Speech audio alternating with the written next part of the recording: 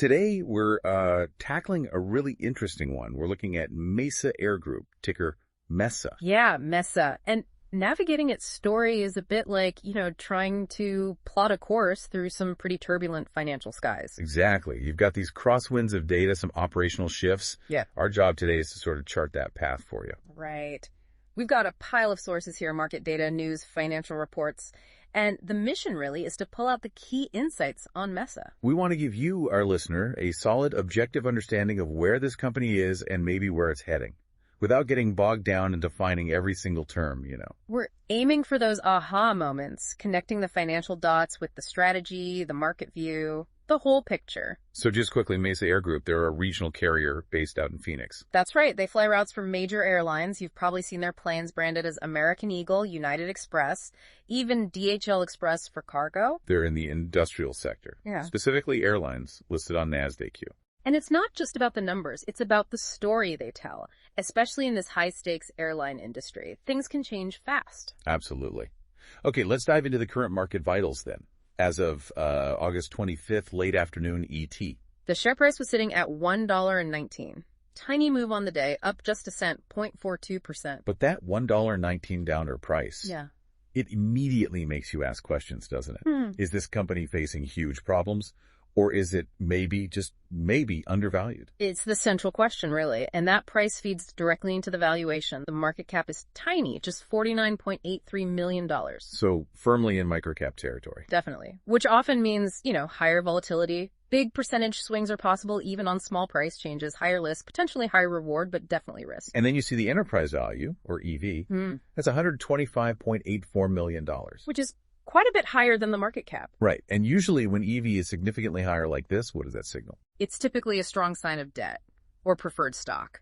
Essentially, liabilities that aren't captured just by the market value of the common stock. It tells you how the whole enterprise is valued, including its debt load. So that points to leverage on the balance sheet, something we definitely need to keep in mind as we look at their financial health. Affects their flexibility. Absolutely.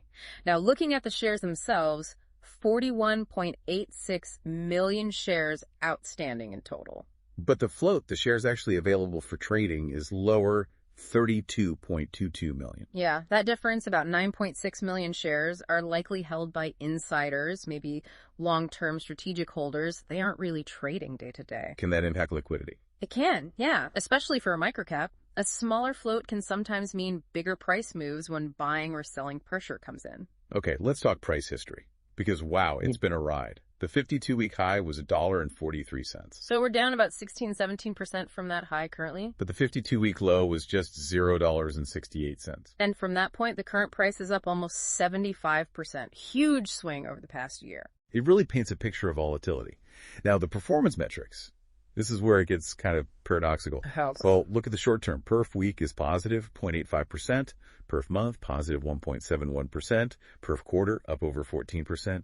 Year to date, up about 2.6%. Some recent green shoots. Okay, some recent positive momentum then. But then you zoom out. Perf year is actually negative 6.3%. Go back 3 years, it's down almost 60%. 5 years, down nearly 70%. Oof. So a recent little rally against a backdrop of, pretty severe long-term decline. Exactly. That divergence is fascinating. What's driving the recent positivity? Is it real or just market noise? Or maybe something fundamental is shifting that the market's starting to notice. That's the key question we need to explore, especially when you layer in the volatility numbers. Right. The daily volatility, APR 14, is 0 of ordinary force. Right. Weekly is 2.77%. Monthly, nearly 4%. Which, on a $1.19 stock, means those percentage moves can still feel pretty significant day-to-day or week-to-week. And the beta, 3.06. Wow, 3.06 is high. That means the stock is theoretically 3 times more volatile than the overall market. So for investors, that screams high risk. It amplifies market moves, both up and down. Needs careful handling. No question.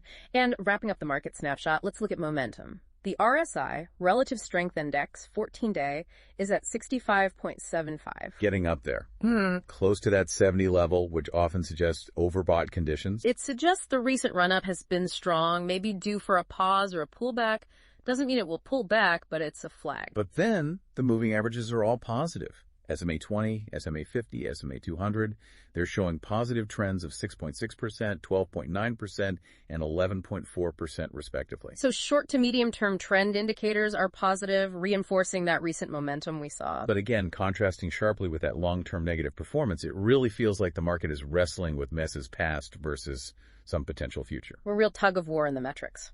Okay, so with that market picture, especially the high EV suggesting debt, let's really dig into Mesa's financial health.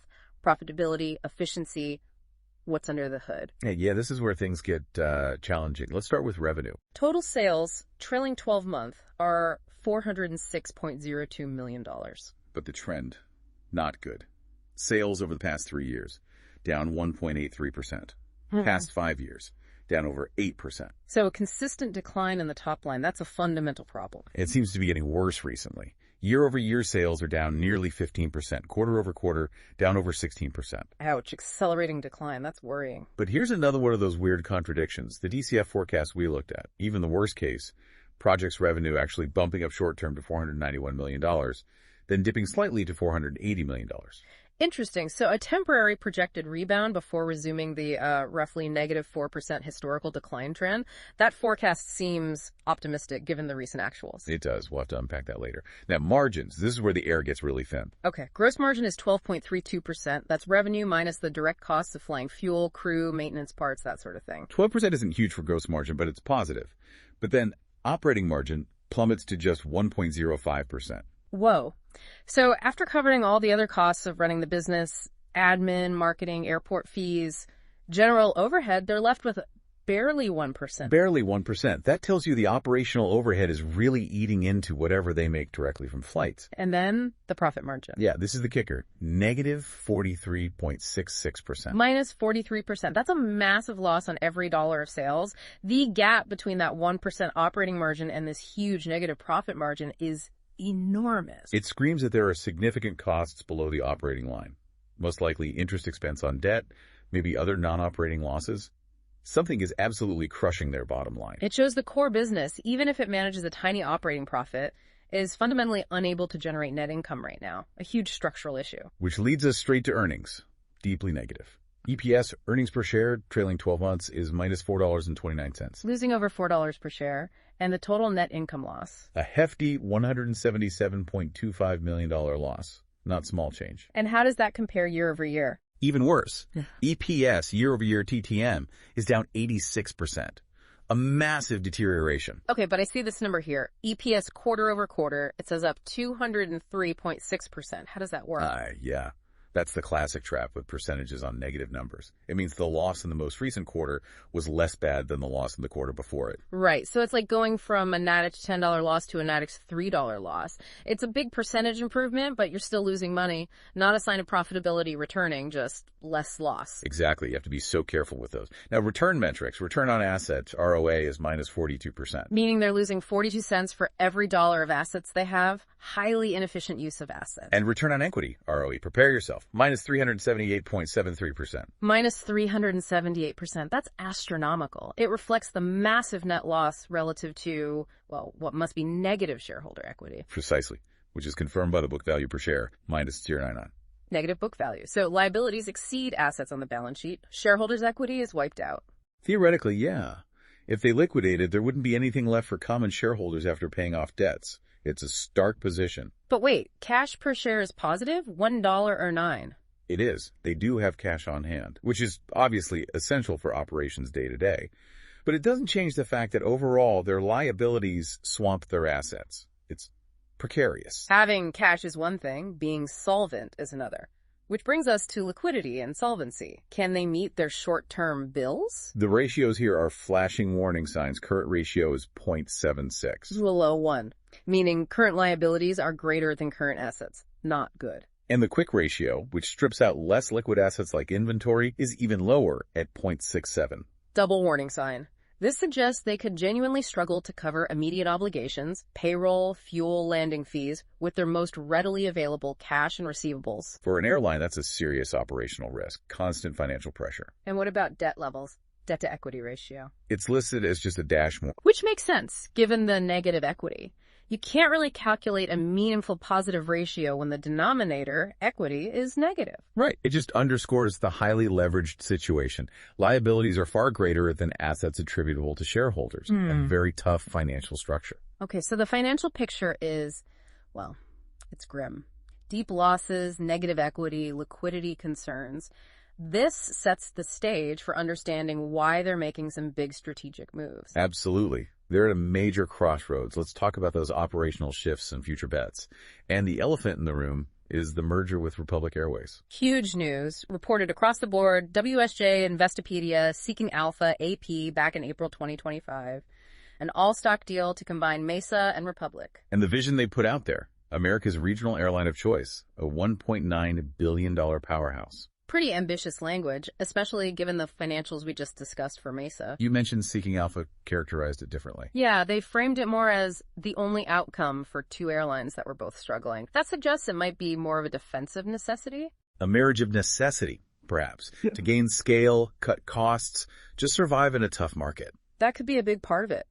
Combining operations could lead to synergies, cutting redundant jobs, optimizing routes, maybe getting better deals from suppliers or the major airlines they fly for. Economies of scale are critical in this business. And the SEC filings, those S4 and S1 forms, show it's moving forward officially. Right. Those are necessary for the merger process and issuing stock. Yeah. It signals they're serious about getting this deal done. Whether it creates a powerhouse or just a larger, potentially more stable entity remains to be seen. Beyond the merger, though, Mesa's already made some dramatic changes to its partnerships. These are crucial for a regional carrier. Absolutely. Their contracts with major airlines are their main source of revenue, and there was a big blow in December 2022. American Airlines ended their partnership. Yeah, American cited financial and operational concerns with Mesa. Losing a major partner like that is a huge hit. But Mesa pivoted quickly, didn't they, towards United? They did. They significantly expanded their relationship with United Airlines. There were announcements about improved operating and financing terms in January 2024. They also sold assets, like those CRJ-900s, and sold 18 Embraer jets directly to United in January 2025. That must have helped liquidity. You'd think so. WSJ reported those moves were specifically aimed at improving liquidity. And they even launched a direct entry captain program to feed pilots into United's system back in Feb 2023. Shows a deepening tie-up. So strategic shift, replacing the lost American business with more United flying. Makes sense. But it wasn't just on the passenger side. They also had a setback in cargo. DHL Express ended its capacity agreement with Mesa in May 2024. Oh, okay. So another contract loss hitting their cargo diversification. Right. These shifts, losing American, gaining more United, losing DHL, they have massive ripple effects on revenue stability, on how they use their planes, on their overall viability. It's constant pressure to manage these relationships. And layered on top of all this financial and partnership turbulence is another major industry headwind, the pilot shortage. Yeah, this is a big one affecting everyone, but especially regionals like Mesa. Their CEO was quite blunt about it in April 2023. What did he say? He said the pilot shortage issues could last 5 years, and that capacity across the industry was being stymied by pilots' experience requirements. Basically, not enough qualified pilots to fly the planes. Which directly limits how much they can fly, and therefore how much revenue they can generate. Exactly. And Mesa's response shows how severe it is. They announced action to balance pilot supply in July 2024. And I remember seeing that huge incentive, a $20,000 referral bonus for direct entry captains back in August 2023. $20,000. That's a massive number. It tells you just how fierce the competition for experienced pilots is. And think about what that does to their costs. Adds significant expense to an already strained budget. Plus, they launched programs for aspiring pilots, time-building programs, even offered interest-free loans back in 2022. They're throwing everything at it, but these efforts cost money and take time. It's a major operational challenge that directly impacts their ability to fulfill contracts and run reliably, a constant drag. Okay, let's also touch on NASDAQ compliance and one other strategic bet. They've had issues staying listed, right? They have. Multiple notices from NASDAQ over the last couple of years, Feb 25, Jan 25, May 24, Feb 24, Jan 24, Aug 24. it's been recurring. Usually about the minimum bid price, I assume? Yeah. Stock price falling below $1? Typically, yes. That's often the trigger. It suggests the market value has been consistently weak, reflecting the underlying financial struggles. Did they fix it? They did regain compliance in June 2024, getting the price back up. But the frequency of the notices is the worrying part. It shows it's been an ongoing battle, not a one-off issue. Right. Points to persistent instability. Now, the other strategic move, this XTI Aerospace investment. Ah, yes. In June 2024, Mesa placed a conditional pre-order for 100 Trifon 600 aircraft and also invested in XTI Aerospace, the company developing them. And the Trifon 600 isn't a normal regional jet, is it? Not at all. It's a VTOL, vertical takeoff and landing aircraft, a hybrid electric sort of next-generation air mobility concept. Think air taxi, almost. Wow.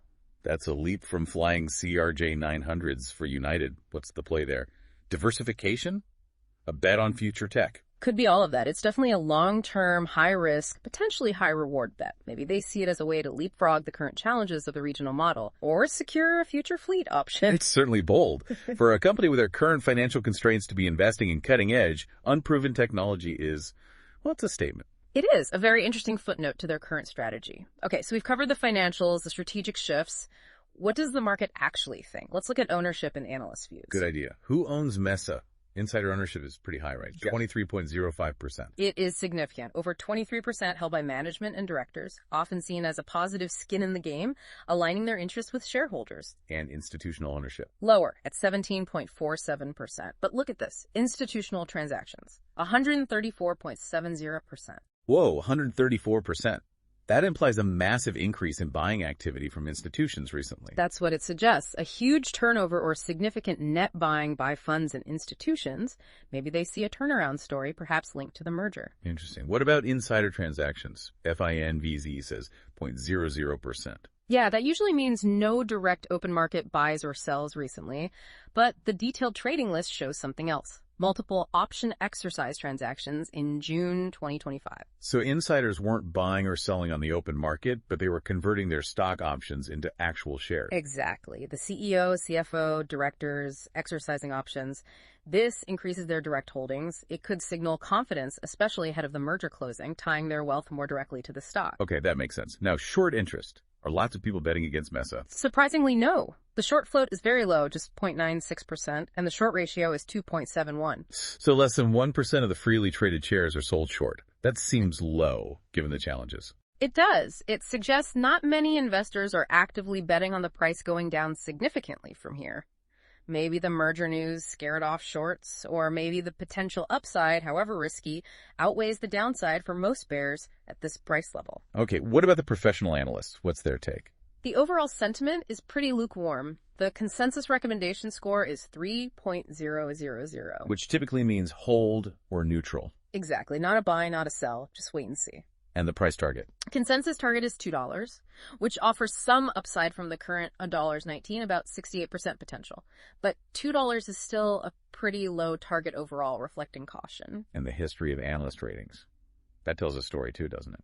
It does. Looking back from 2018 through 2022-23, there was a clear pattern of downgrades from firms like Raymond James, BofA, Deutsche Bank, Stifel, Cowen. So declining confidence over several years. Yeah, while there were occasional upgrades sprinkled in, the dominant trend was analysts becoming more pessimistic as Mesa's challenges mounted. Which makes the current hold rating, while not enthusiastic, perhaps a slight stabilization or improvement in outlook compared to the recent past. Maybe the merger prospect put a floor under things? Could be. Or maybe analysts are just waiting for more clarity on the merger integration and the path back to profitability. Okay, this leads us perfectly into probably the most head-scratching part of this whole story. The intrinsic value calculation from Alpha Spread's DCF model. Ah, yes, the discounted cash flow analysis. And the number it spits out is, well, it's eye-popping. What's the headline value? As of August 25th, 2025, the model estimates Mesa's intrinsic value per share at $7.82 USD. $7.82, compared to a market price of $1.19. Right. The model calculates an 85% undervaluation. The stock is, according to this DCF, worth vastly more than where it's trading. Which just seems incredibly disconnected from the financial reality we've just spent time discussing. The losses, the debt, the negative equity. How can the DCF arrive at such a high number? It's a critical question. And the model itself gives a hint. It labels this $7.82 as a worst-case scenario valuation. Worst case. So even under conservative assumptions, it sees huge value. That's the implication. It states the true DCF value lies somewhere between the worst-case and best-case values. So $7.82 is presented as the floor, theoretically. Okay, we need to understand how it gets there. DCF is about future cash flows, right? Exactly. You project the free cash flow the company is expected to generate over, say, the next 5 years, discount those back to today's value, add a terminal value for cash flows beyond that, and sum it all up. So what are the projected cash flows here? The model calculates the present value of the next 5 years' cash flows at $195 million. The present value of the terminal value is $113.8 million. Add those together, you get a total present value for the firm of $308.8 million. Okay. And what assumptions drive those cash flows? Revenue. The revenue projections are actually quite modest, as we noted earlier, $491 million, then $480 million, aligning with that historical negative trend. So it's not assuming runaway revenue growth. Then where does the value come from? Margins. Bingo. This is the absolute key assumption, and frankly the most questionable one. The model holds the operating margin constant at 12%. 12%. But we just saw their current operating margin is barely 1%. Precisely. This assumption of a stable 12% operating margin is a monumental leap from their current reality. It implies a massive, rapid improvement in operational efficiency. What could possibly justify assuming a 12% operating margin, even in a worst case?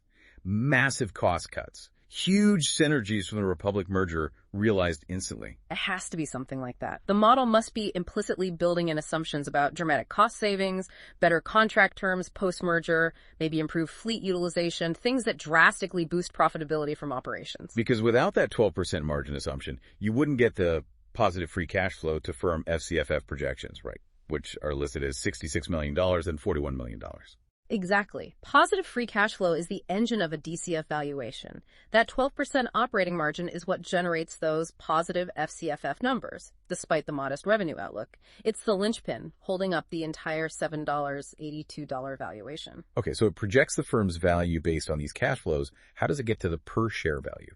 It takes that total present value, $308.08, adds cash, $42.05, and investment, $350K, then subtracts debt, $28.02. Wait, only $28.2 million in debt? That seems low given the high EV earlier. Maybe that's just one type of debt.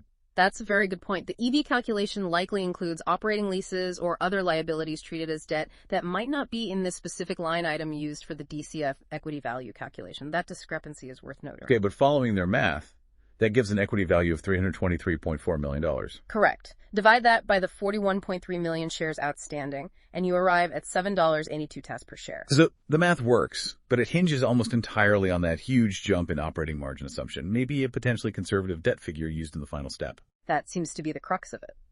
The stark contrast between the current 1% operating margin and the assumed 12%, even labeled worst case, is jarring. It really forces the question. How realistic is that assumption? Given the pilot shortage, the competitive pressures, the integration risks of the merger, can they really achieve and sustain a 12% operating margin? That's the multi-million-dollar question, isn't it? Or perhaps the $323 million equity value question. It leads directly to thinking about the Republic merger. Does the merger fundamentally change the maths? Is this DCF maybe implicitly valuing the combined entity's potential, even though it's labeled as Mesa standalone? It's highly possible. The synergies, cost savings, and potentially stronger market position of a combined Mesa Republic could theoretically support much higher margins than Mesa alone could achieve. This DCF might be a forward-looking bet on that successful integration. So the model sees potential that the current market price, stuck down at $1.19, is completely ignoring or heavily discounting due to the execution risk. That's one interpretation. The market is focusing on the current grim reality, while the DCF, even in its worst case, is pricing in a successful, transformative future driven by the merger. It highlights the gap between current sentiment and modeled potential. Which makes Mesa Air Group a truly fascinating case study right now. Absolutely. Okay, let's try and wrap this up and pull the threads together. We've covered a lot of ground. We charted Mesa's flight path, the low market price, the negative profitability, the liquidity struggles. Then the strategic pivots. Ditching American, embracing United, the DHL exit, tackling the pilot shortage, the NASDAQ warnings, that XTI bet. And finally, the analyst caution contrasted with that incredibly high DCF intrinsic value, suggesting massive undervaluation and it's big if they can execute a turnaround. Mesa is undeniably at a critical point. Significant financial headwinds, a history of turbulence, but also actively making bold moves. The United Shift, XTI, and especially the Republic merger are potentially game changers. The DCF offers that tantalizing glimpse of upside, even labeled worst case.